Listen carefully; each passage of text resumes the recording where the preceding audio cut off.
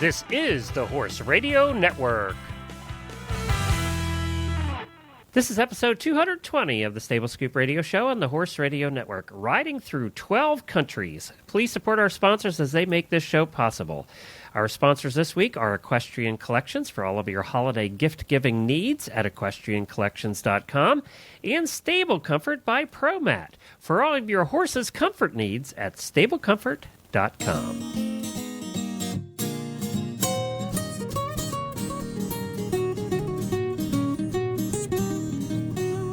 Welcome to the Stable Scoop, with weekly shows delivered right to you. With Helena and Glenn the Geek, live from the stable, it's every week. They bring you the news through hail or high water, while using their tails as their own fly swatters. So sit on down and laugh till you poop, cause it's time again for Stable Scoop. Stable Scoop. The Stable Scoop. Stable Scoop. This is Glenn the Geek. And I'm Coach Jen, and you're listening to the Stable Scoop Radio Show on the Horse Radio Network. Well, thanks for joining us, Jennifer. We've had a storm here. Hurricane Sandy hit, as we're recording this, hit yesterday. And Helena is in Rhode Island, so she was affected by the storm. We're going to check in with her and see how things went, and we're going to get her on the phone here in just a minute.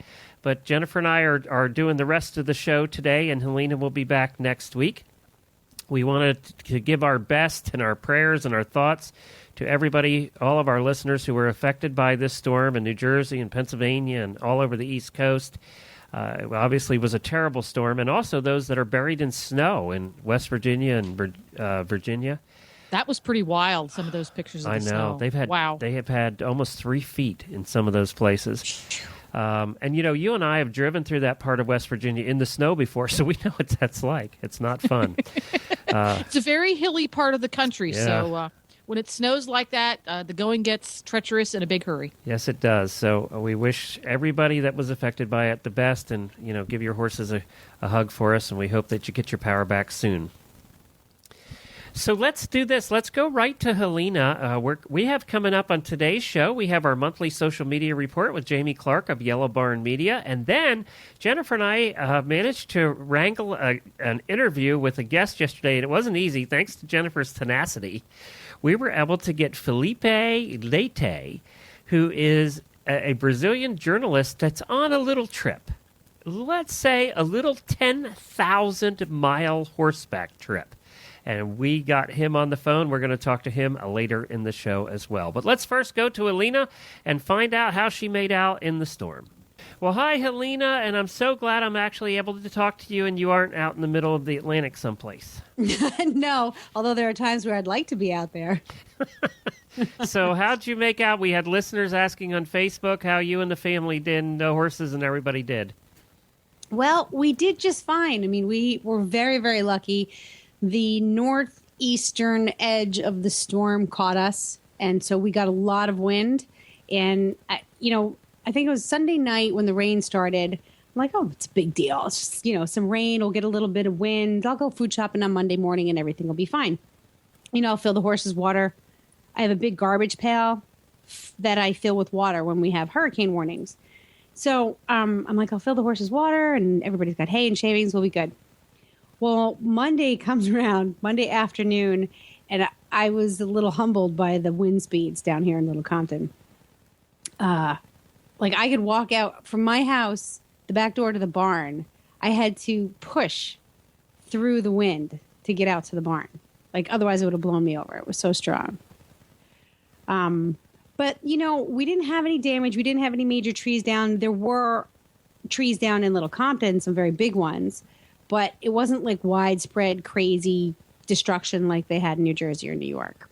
Now, you lost power for a couple days, right? Yeah. We did. We lost power for 2 days. And, so we went out and we got ice and we kept things. I put everything from the refrigerator into the freezer. We got coolers. And the hardest thing, the hardest thing was not having my cell phone work, my smartphone. Oh, was it down too? Well, it's not that it was down, but your battery runs out fast with the smartphones. Yeah. So where do you charge it? So at like midnight on Monday night, I've got the truck running in the driveway and my phone plugged in, and I'm like, do you have to drive the car in order to charge it? The answer to that question is no, you found out, right? I found out no. Yeah, there were a lot of people, I'm sure, using their cars to charge their phones in the Northeast here the last couple days. Yeah. It was so that was a little frustrating, and like everybody was texting me, like my family from all over the country. Are you guys okay? Are you guys okay? And we were so fine. Like Monday night, I think we were over at the neighbor's house next door. Grace was playing with their daughter. They were playing Horseopoly in front of the fire, and the grown-ups were drinking tequila. We had a couple of shots. What else you can eating popcorn? I think there was a lot of alcohol consumed in the Northeast, too. That's our coping. And I think there's going to be a lot of babies, as Jennifer said earlier today, there's going to be a lot of babies named Sandy thanks to this story. Oh, God. Yeah. So, we were just fine. And I'm like, why is everybody bugging me about this? It's just a little rain and wind. But then, when you finally get connected, like I just got my internet back this morning and I'm able to see what happened in New Jersey and New York. And now I understand why people were so freaked out. The saddest thing for me is the New Jersey shore, because my whole childhood and teenage years growing up, I was incredibly connected to the Jersey Shore, physically and emotionally and geographically. And to see like the roller coaster and the Ferris wheel, the whole boardwalk at Seaside Heights is like heartbreaking.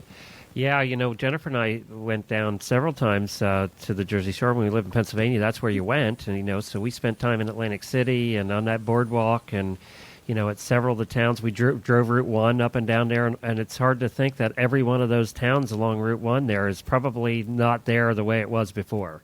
Yeah. They've seen hurricanes before. I remember being on Long Beach Island, and I don't know if it was Gloria. It was wild. It was like in the 80s, late 80s. And I remember like the streets flooding. I remember people going down, crossing Long Beach Island in canoes because the harbor, the bay and the ocean just sort of met across the main drag there. But this blows that away. The pictures that I saw were crazy. And then you spent a lot of time in New York City, too. And, I'm sure when you saw the pictures of the empty New York City, just nobody out in the streets, and that must be an eerie feeling for somebody like you that has spent so much time in the city with the hustle and the bustle. Yeah, whenever New York City gets deserted, it is creepy. It's cool when it's a snowstorm, but when everything, when there's no white fluffy stuff and there's just no people around, it's definitely creepy. And I just got off the phone with my sister, who she lives in the Bronx. She lives in Parkchester, but she takes the subway into Manhattan because she works in Manhattan, and she can't get to work. The subways are closed. Her school is closed. There's just all kinds of things that are closed. And she's like, we're just sitting around waiting for the city to come back to life, essentially. You can't do anything. You're in the city and the city is sleeping. It's like, what do you do in the city when the city without sleeps? those subways, which they said could be, 5 to 7 days before they clear the water out and then, make sure they got to inspect everything. So no bus service, Does she She's have like, "I'm power? gonna-" Did she lose power where she was? She did not lose power. Okay. No, she did not lose power. But she did. She did say they live in a high-rise condo, and she said that she's going to go out and go for a walk because she and her husband are going to kill each other, and they're out of tequila. Well, thank you so much for joining us for a few minutes here this morning, Helena. I know you have a lot of work to do to get caught up. Your internet just came back, and your real job calls. So we'll have you back on the show again next week. All right. Thanks, guys. See you soon. All right. See you, Helena. Well, it sounds like Helena made it through unscathed. Luckily, unlike lots of parts of New Jersey and Connecticut and the rest of the East Coast. Yeah. Wow. She skirted it that time, but she has skirted a few storms living at this new place. She better knock on wood or something because. And if you say, "Oh, I'm going to live in Rhode Island along the coast," she's what, a mile from the beach. Yep. Or I'm going to live in Manhattan. Which one do you think is more likely to get blasted by a hurricane? Well, of course you would say along the coast in Rhode Island. Right. She is bucking the trend up there. I know. Well, Helena, we'll look forward to having you back next week. I have to make a correction from last week's show where I screwed up. I did. Well, that's nothing new. Don't you do this every week? I know. I actually, but they let me know I screwed up. So,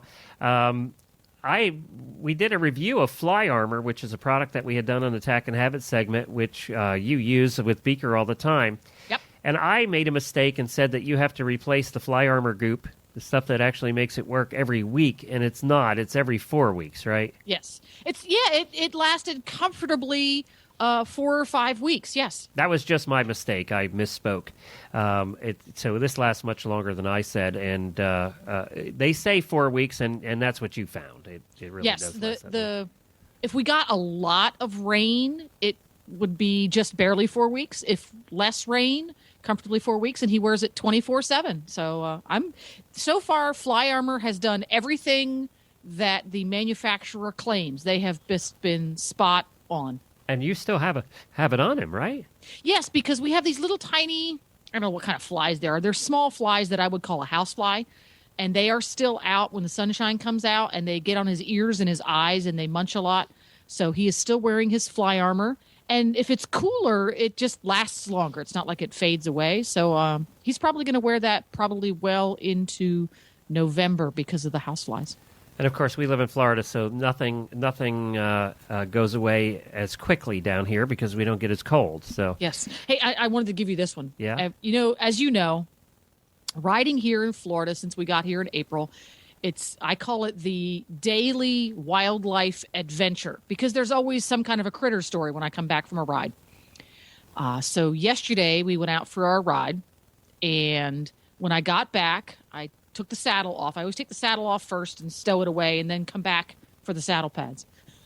When I came back for the saddle pads, what did I find underneath of my saddle on top of the saddle pad but a 3.5-inch long, squished flat as a pancake palmetto bug. And they are big down here. They're giant. They're like pie plates. They basically look like big roaches. Cockroaches. And apparently I did not shake the saddle pad out sufficiently before I threw it on his back. I'll tell you what, I check my shoes. I shake my clothes out before I put them on because occasionally they'll get in the house. Yeah. And you move a piece of clothes and there's one. So I shake everything out. Don't take any chances. I'm just glad it was a palmetto bug and not one of those tree frogs. Yeah, no.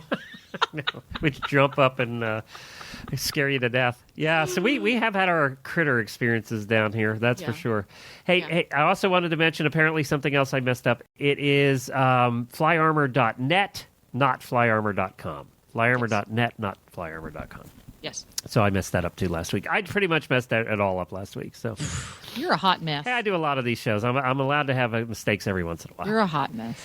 And if you didn't get a chance earlier in the week to listen on Wednesday to Horses in the Morning, you should do that. Today is the first day of the Breeders' Cup. Starts this afternoon, so you definitely want to listen to Wednesday's Horses in the Morning show. We had what I would consider has to go on our best of list. One of our best shows where we did a Breeders' Cup preview, and we had some terrific guests. We had ex-jockeys, the Mig Miglieri. We had Frankie Lovato. Between the two of them, they had over 10,000 wins. Mig works for HRTV now and came on from the barns there in California at Santa Anita.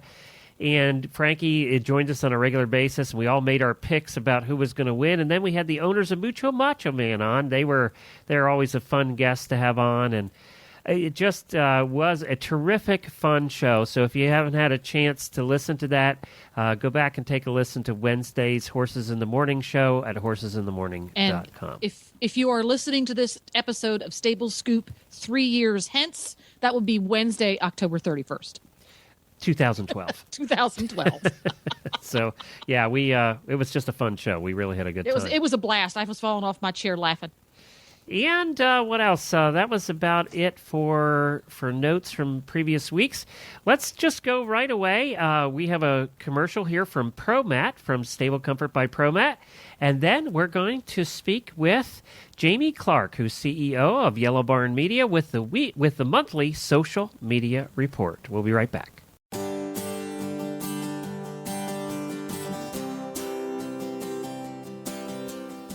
Hey folks, Coach Jen here from the Horse Tip Daily Show. All of us as horsemen mull over our horse's nutrition and stress out over their stress level and fret about their fitness. But when is the last time you puzzled over your horse's lounging and sleeping comfort? Research has shown us over and over that quantity as well as quality of rest and sleep are crucial for top athletic performance as well as overall well-being. Enter Stable Comfort by ProMat. Stable Comfort mimics the characteristics of natural pasture, providing a safe, clean, and comfortable surface for your horse. Its wall-to-wall waterproof design gives your horse confidence to walk, lie down, and get back up without fear of slipping. And as a bonus, less bedding is required and results in fewer labor hours to clean stalls. Head on over to StableComfort.com and find out why champions like Nick Skelton, Mary King, and Chris Cox use Stable Comfort by ProMat systems for their equine athletes.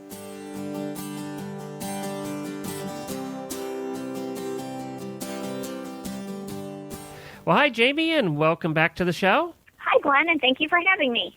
So tell me, what are we talking about this month? We are talking about content. Content is king.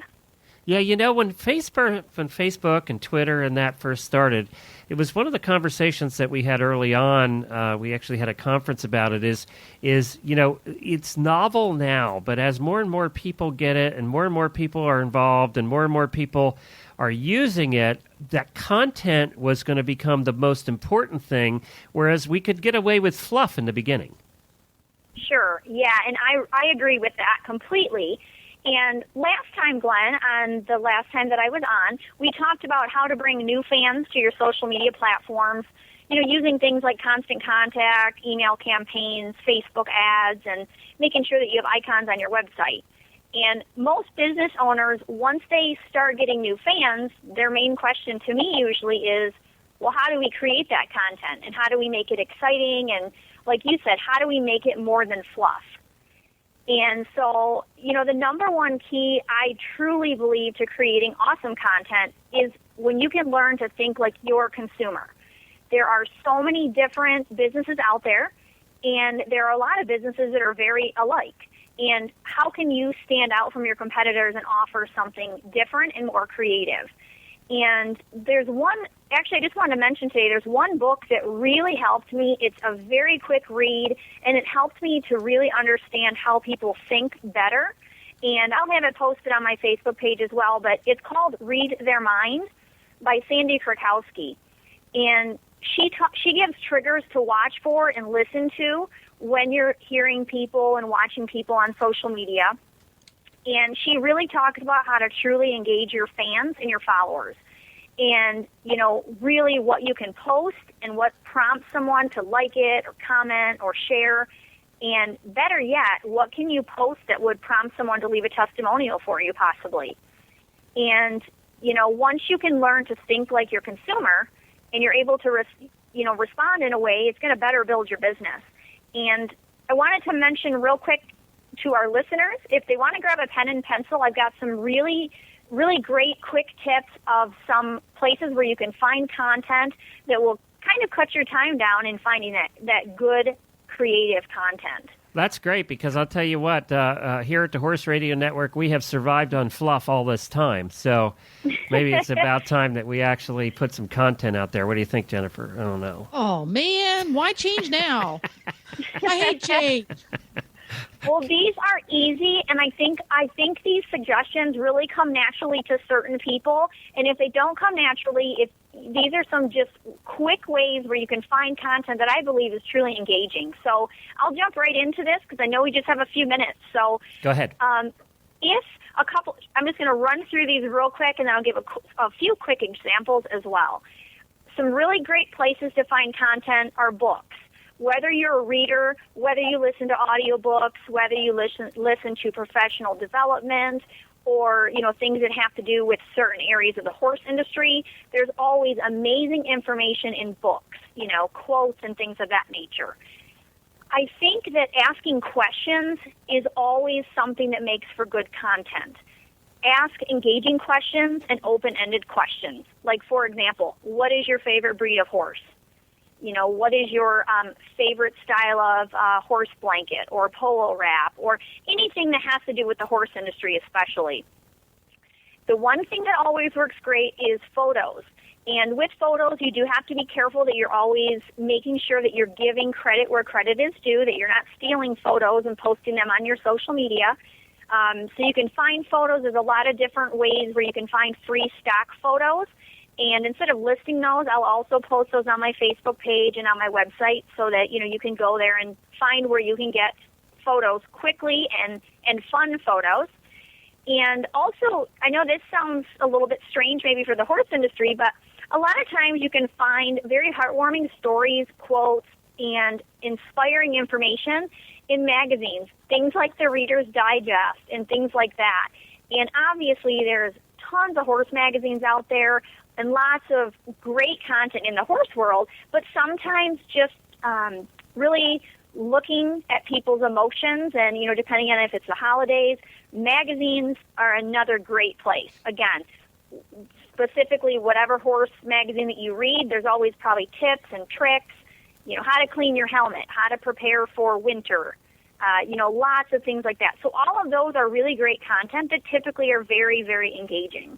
And one other thing that I absolutely love as far as engagement is, taking part in other pages.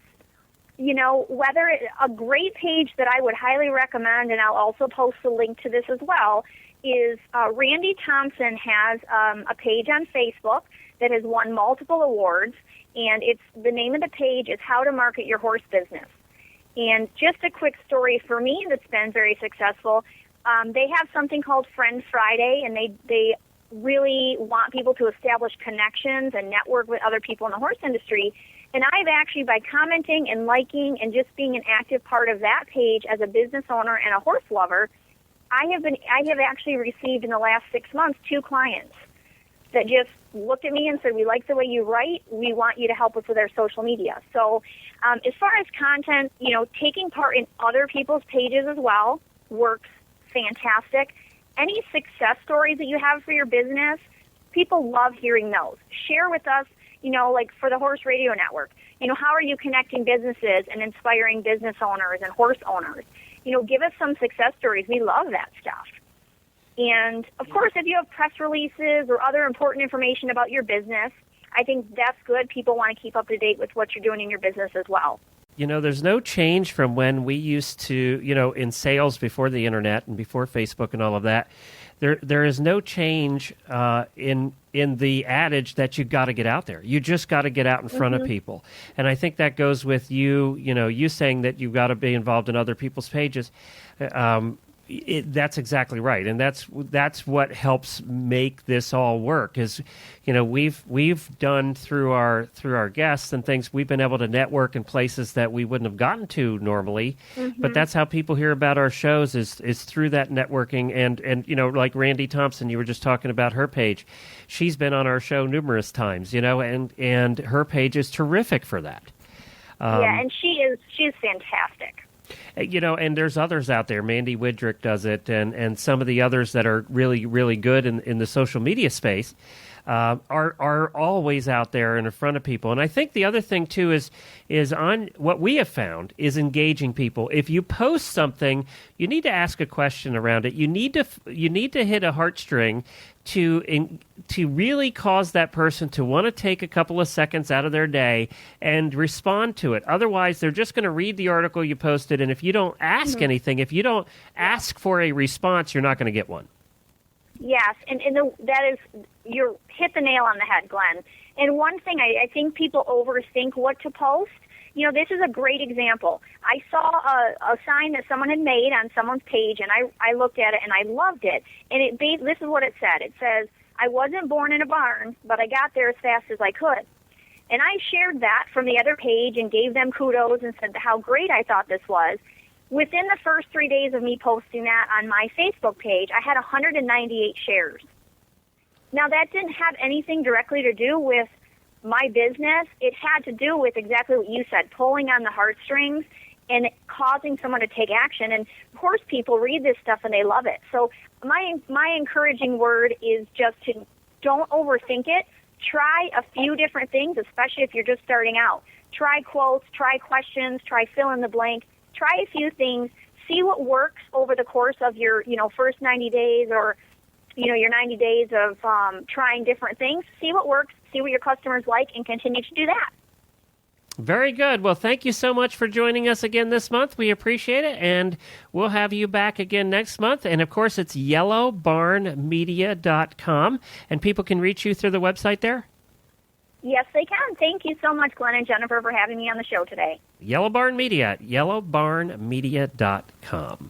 Well, we thank Jamie for joining us here every month to talk about social media. It has become so much a part of everybody's life. If you have a barn, if you run a stable, if you do training or anything, if you're involved in competition, you're living on social media now.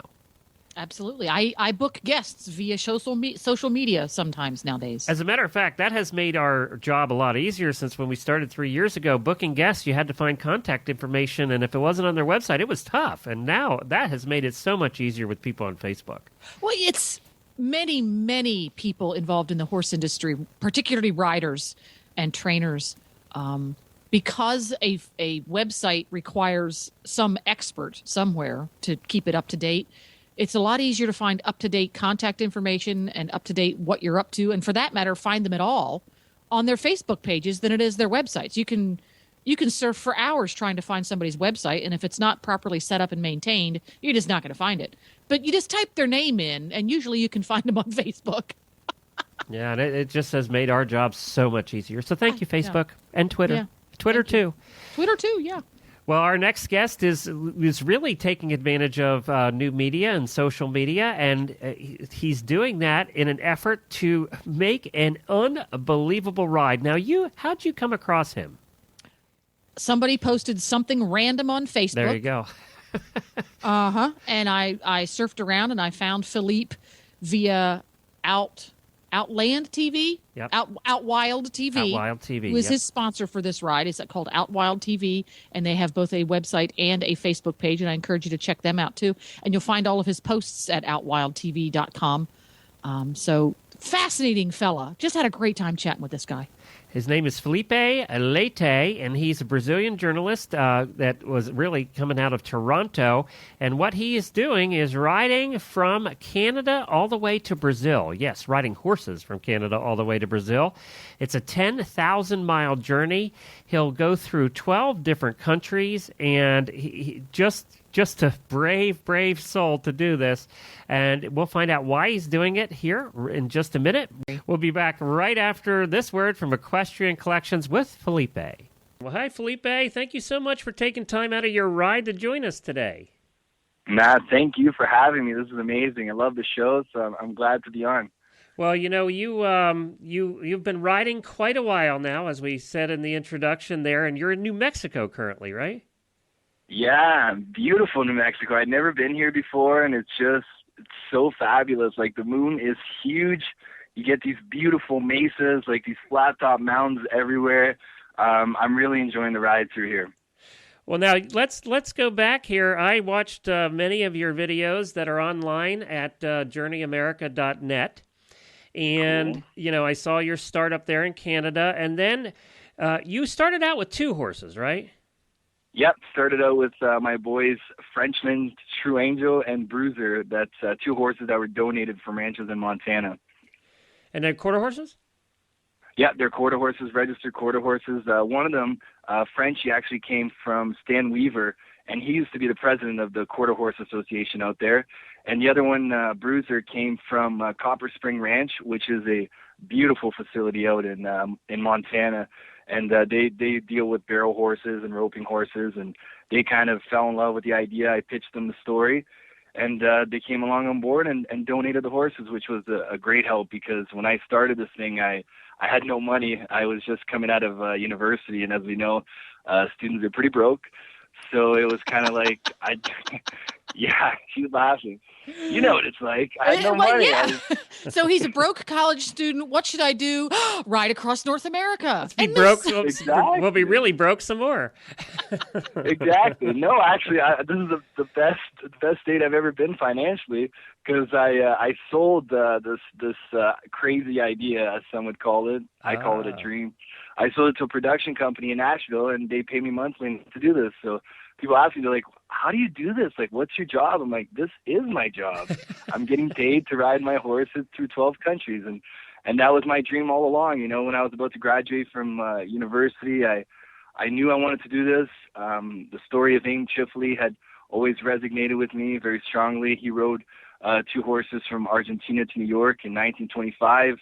My dad fell in love with the story down in Brazil and told it to me as a young child, and never left my mind. And it was stronger than me. When I was about to graduate, it just came back to me, and it was like, either I did this or I did nothing.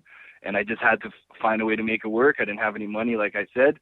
So, you know, I went at it. It took me a year, tried to get sponsorship. No one wanted anything to do with it. So I put that down. I was like, this is not going to work. So I started looking for loans. I was like, oh my God, I'm going to have to take out a loan to do this. But luckily, the universe opened its doors last minute, got the horses donated 2 months before I left, got the production company involved a month before I left. They flew me down to Nashville, gave me all the equipment, and here I am today in New Mexico, almost 4 months later. Wow. And what was your major in? Journalism. I studied journalism and focused on broadcast. Loved documentaries, shot a documentary in Peru, another one in Kenya before I graduated, and knew automatically that's what I wanted to do. I think I love to write, but I think that today we're such a visual society, especially the kids my age. You know, I call myself a kid. I'm turning 26 this week, but I still feel like I'm 16. We just, you know, we're visual, and I really strive for a better world and a more just world. That's why I'm doing this. And I think if you show people a reality they don't know, they will be changed forever, and they won't be able to go back to the bliss, you know, to the ignorance. So that's my hope, is to show people maybe something they didn't know before. Well, you know, we've actually followed a couple people who have ridden across the United States and had them on the shows, and the one thing that they learned along the way, now they were going the other direction from east to west, you're going from north to south, and one of the things they found along the way was they were amazed at how generous people are, and that there still are those generous, super nice people in the world. It's amazing, you know, and that's what this trip is giving me the opportunity to do, is to show that we need not focus on the bad. You know, like you turn on the news in the morning and you want to shoot yourself. You don't want to leave your house because people are dying in the hurricane and this and that. But really, 99% of people are amazing people. And if you just, you know, when you go on a question trip like this, you realize that they'll open their homes for a complete stranger and help you with hay, water, feed, and they want to learn your story and tell you theirs. And it's just amazing. That's you hit the nail on the head there. That's the best part of the trip, is you kind of regain your trust in humanity.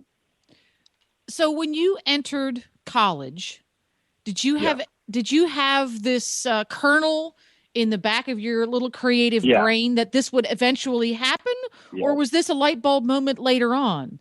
No, this was it happened very slowly. Like I had joked around with people. Like I was traveling through Central America in 2006. I backpacked from Guatemala all the way to Panama, and I had looked to buy horses because I wanted, like like I said, the Chifley story never left my mind. It had been there. My dad told me the story. It's the first story I remember. I must have been like 4 years old, and had always loved horses and always rode and rodeoed and roped, and so it was always around horses. So it, you know, the story was just always there. So it was just a gradual thing. And then once I got closer and closer to graduating, it was like, like, I wonder if this is actually possible. And then, you know, start doing the research. One night, you know, my dad sends me, he's like, oh my God, I found this website that has Chifley's story and all these other stories, which was the Long Riders Guild. And, you know, started getting deep into that website and reading all these, like Bernice Andy, who was doing this today, and all these people that were traveling out there. And I was like, oh my God, it's still possible. So it was gradual. And then one day, a year, like, I guess now it would be almost 2 years ago, I just, you know, because I think the hardest part of a trip like this is saying you're going to do it. doing it is the easy part. Like, committing to it and saying, okay, I'm going to do this, and then having to come through with it. That was the hardest part. So one day I just sitting on my computer, I took a screenshot of my Google map of the Americas, and I went on Facebook and said, I'm going to ride a horse from Canada to Brazil. And like moments later, people were already commenting on it, being like, "Are you crazy? Like, you can't ride a, are you nuts? Like, are you doing drugs, Felipe?" Like, no, I'm like, I'm going to do this. And that's where it started. From that point on, I couldn't, like, there was no option of not doing it. Like, once people knew that I had said I was going to do it, I had to do it. And I think that's what pushed me to just, I got doors closed in my face for a whole year, just left, right, and center. No one wanted any part of it. People didn't believe in it. I lost friends because of it. People just couldn't understand it. It was just too much for them to fathom. But you got to admit, it's a little fringe, just a little bit fringe. But isn't that what life is all about? Like, who wants to live in the mundane? Like, shoot me in the head. Like, I don't want to do that. Like, I do have to ask you a question. I saw the video. Now, you went alone for a good portion of the top part of our country here in the United States. And then I saw you were met up by your beautiful girlfriend, who apparently didn't leave you because you were going to do this wacky thing.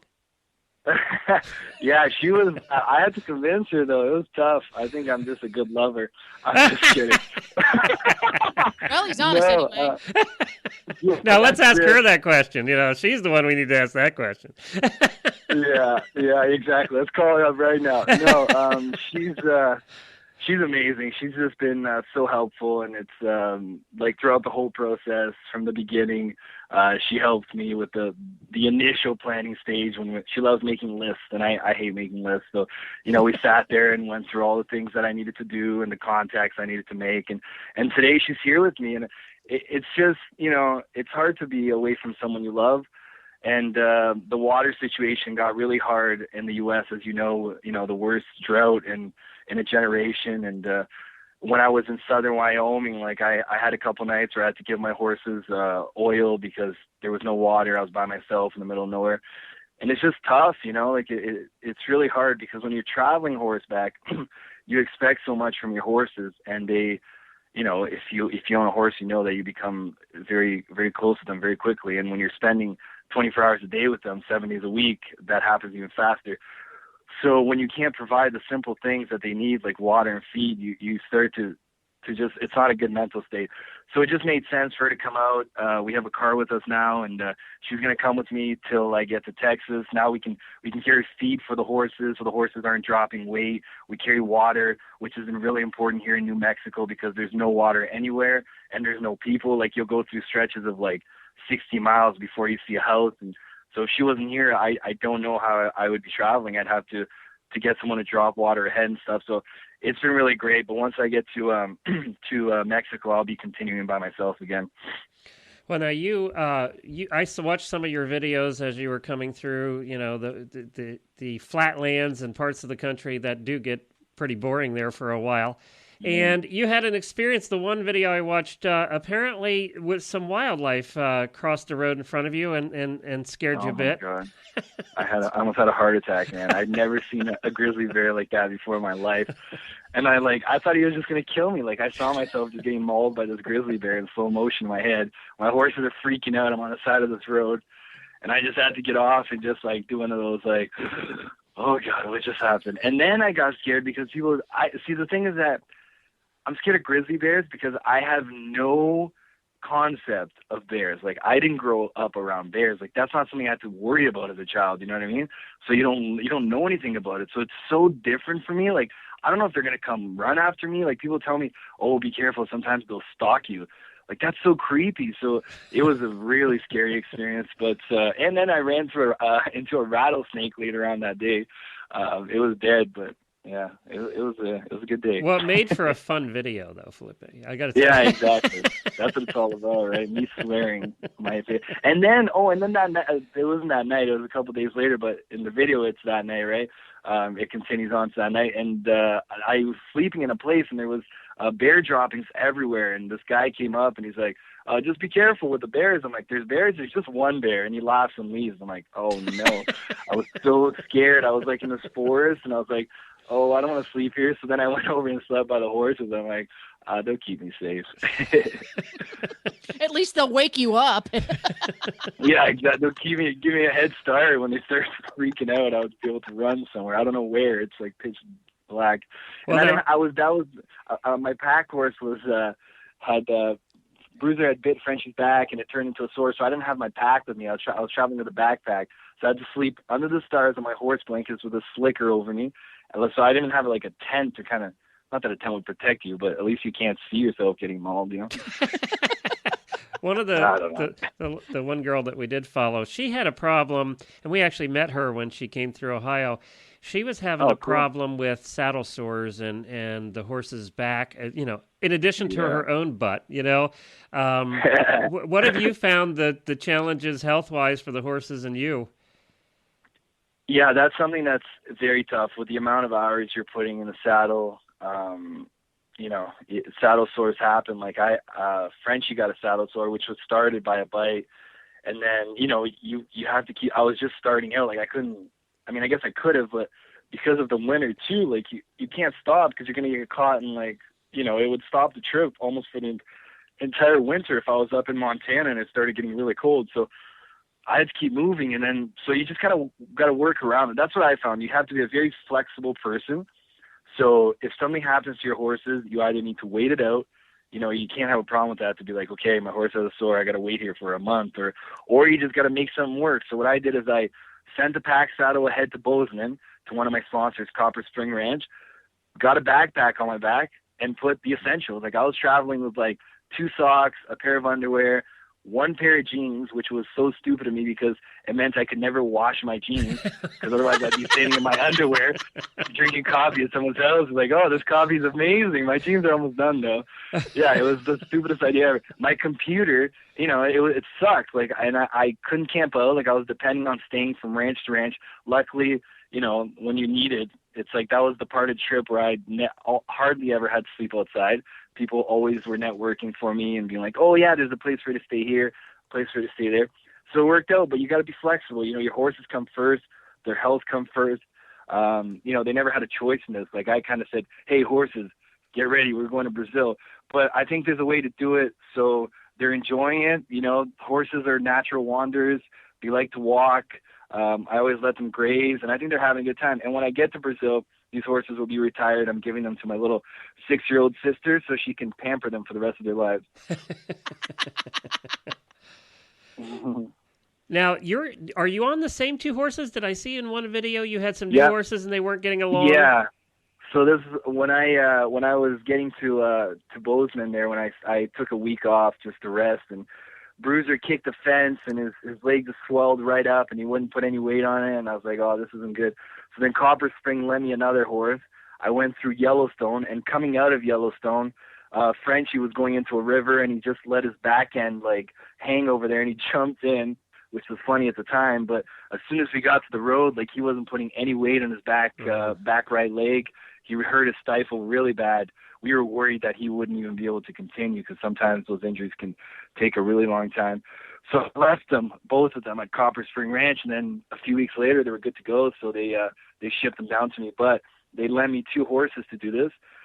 Very young horses, had never left the ranch before, and at first it was very hard to work with them because, horses are freak animals. They're so skittish and scared, and you take a horse that's never left the ranch before and you put him next to a road and plastic bags flying by and guardrails and bridges and rivers, and it was just really hard. But I was really in crisis mode at first. I was like, oh, you don't want to leave your horses, you're like, this is going to be so hard, and then you're having to deal with these horses.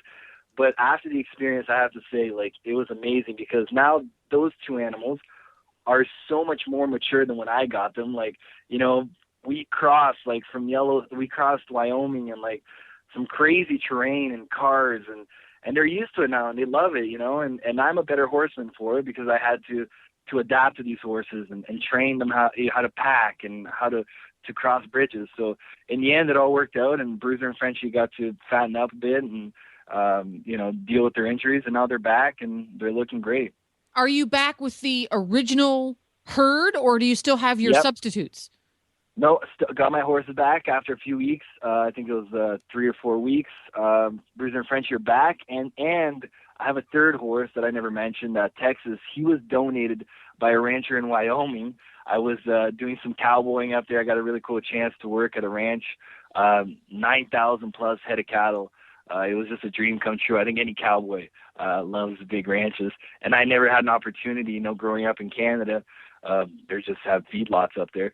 So I was working out there and helping them out and loving it. And then on the last day, he's like, I've been thinking about your trip. He's like, you need a third horse, because then you can always rest one of your horses, pony and bareback every day in case, like we said, they get a saddle sore or something. Very you got smart that third cowboy horse right there. Yeah, but I'll tell you what, Exactly. have you found that to be created, from what I've read from other people who have done this and talked to, is the third horse almost creates more of a problem than it's worth sometimes. Not for me, Okay. first of all, when he said, he said the horse is yours, automatically, okay, this is my horse now. For me, that's a big thing, right? So, it became my horse. Yeah, it's tough for feed. Feed's very expensive right now. I'm having a hard time with that. It's an extra mouth, but it really helps because you always give one horse a break, and it makes a big difference. It can be a little challenging because now you have 3 horses, and as we know, they're like children. One is always bickering at the other, and when you're dealing with traffic and smaller roads, it can be a little hard. But if you're on top of your horses and you know them all and they know you, I don't think there's a problem. I'm going to reanalyze. He told me you can take the horse all the way to Texas. There's another ranch over there if you want to leave them and continue with just the 2, or if you want to take them all the way to Brazil, that's fine too. So once I get to Texas, I'm going to kind of sit down and see if it's best to go with the 3 or just stick to Frenchie and Bruiser. But we'll see. Like I said, it's flexibility. It's a journey. It's like life. You get to a mountain and you got to climb it. You figure it out. You either add a third horse or there's no set rules to doing this. It's just living. So you take it day by day and do what's best. Follow your instincts. That's important. So Texas is sort of the next big landmark for you? Yeah, Texas. I'll be going into Texas here probably in a couple weeks. I'll be getting in there. And then heading down to Piedras Negras. That's where I hope to cross the border, Laredo there. And Are you but before I do that, Are you concerned about Mexico at all? With the I think. Are you packing, Felipe? That's what we want to know. Are you packing? No, I don't pack heat. I think guns just add to the problem. If someone wants to take some from you, you give it to them. Yeah. Your life is more important. I would be concerned right now with everything I'm hearing, out of Mexico. That's why I asked that question. I know, and I'm getting. This is when I started out, I wasn't concerned, but now I am because it's been 4 months of people being like, "You're gonna die. You're going to Mexico." What do you mean you're going to Mexico? So now I'm starting to get worried, and it is a very serious issue, and that's why when I'm going to sit down and really figure out my route and try to make some good contacts because northern Mexico is in fact going to be very dangerous, and if they'll know I'm coming. So if the cartel wants to do something, I'm very exposed. I'm on the side of the road for 8 to 10 hours a day, traveling at 3 miles an hour. So, you just hope not to be caught at the wrong place at the wrong time. I think that's the important thing. They're not going to want you for much, but you're caught at the wrong place at the wrong time is the key. You don't want to stumble exactly onto something. And but John Wayne's got a quote which I love, and I think it rings very true with this entire trip and my life. He says courage is being scared half to death, but saddling up anyways. And that's what it's all about. I was scared when I left from Calgary. You don't know what's going to happen. There's always a little bit of fear, but that's what life's all about. You just got to do it because at the end of the day, it turns out okay. And I've gone to Africa, and people were like, "Oh my God, you're gonna die in Kenya," and I got robbed, and they took all my things, and that was it. You give it to them and hope that they spare your life. But I was just talking to. I'm staying at a wonderful woman's house here. She's taking me in, Connie.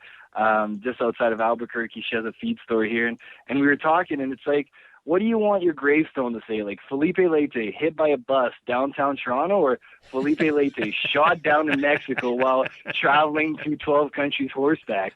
I picked the second one. We're all gonna die anyways. What's the big secret here? Might as well die doing something you love, and facing your fears. Well, Felipe, we hope that you don't have that problem at all, that this isn't an issue at all. Yeah, but if it is, celebrate my life. Don't get sad. Be happy, because I died doing something I loved.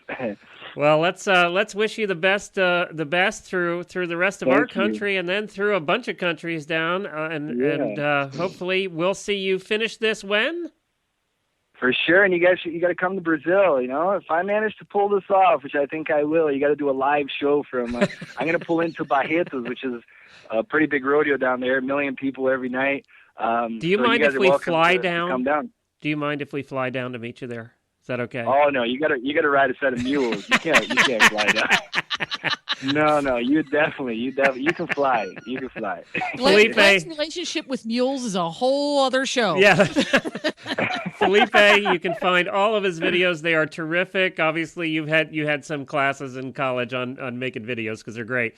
JourneyAmerica.net is where you can find all of his information. Is there any other websites? No, that sounds good. You can follow me on. I'm always on Twitter. I'm a child of the internet, so I'm always on Twitter, Instagram @Felipe Massetti, and Facebook Journey America. All right, very good. Thank you, Felipe, and best of luck. Have a great time. Thank you so much. Thank you. Well, we're going to wrap it up this week. No Tack and Habit this week. We have a lot of products coming up for you over the next couple of weeks with the holidays coming in, and we have our special holiday episode that'll be coming up as well. So. We're going to pass on that this week. We also have some things we have to get done here today. And again... Hey, Glenn. Yeah. Before we go, I have a challenge for the listeners. Okay. And you're going to email your replies to Jennifer@horseradionetwork.com. We spent a lot of the show today on all of our shows across the board, or this week, lamenting our loss of cell phones and our loss of power and this and that and the other thing because of Hurricane Sandy. And this is for our listeners, what item related to horses that if you had to live without it for a week, would drive you to drink? What one thing, if it was removed from your daily existence with your horse, would drive you bonkers? So what's yours? I think it would have to be my curry comb. Really? Yeah. And it's something stupid, and you would think that, well, big deal. Like, I think nowadays people would rather be without electricity than without internet. That's probably true. That is probably true. As a matter of fact, a bunch of our friends who were without internet and had electricity were going nuts. So yeah, take my power away, turn the lights off. I can turn on a candle. I'm okay, but don't take away either my internet or my cell phone service. So what is it about your horse life? I think if I had to make do without my curry comb, because it's my little multitasker, it does a lot of stuff. What would you not be able to live without? Or maybe duct tape. There we go. So send your replies to Jennifer@horseradionetwork.com. Very good. Well, thank you, everybody, for joining us this week. And again, our best to everybody who was affected by Sandy. And we will be back here again next week. Helena and I thank you, Jennifer, for filling in. And don't forget, you can find Jennifer at horsetipdaily.com, the Daily Tip Show. She has a whole bunch of good information over there. And you went over 700 right now, right? You betcha. 700 tips. Wow. There you go. That's a ton of good information. It'll take you a year to listen to it. And you can find all of our shows at horseradionetwork.com. Say goodbye, Jennifer. Goodbye, Jennifer. And happy scooping. You got it wrong, too. You and Helena can't get the ending right. It doesn't say that anywhere. It says, well, Helena, that's it for this week. Bye, everybody.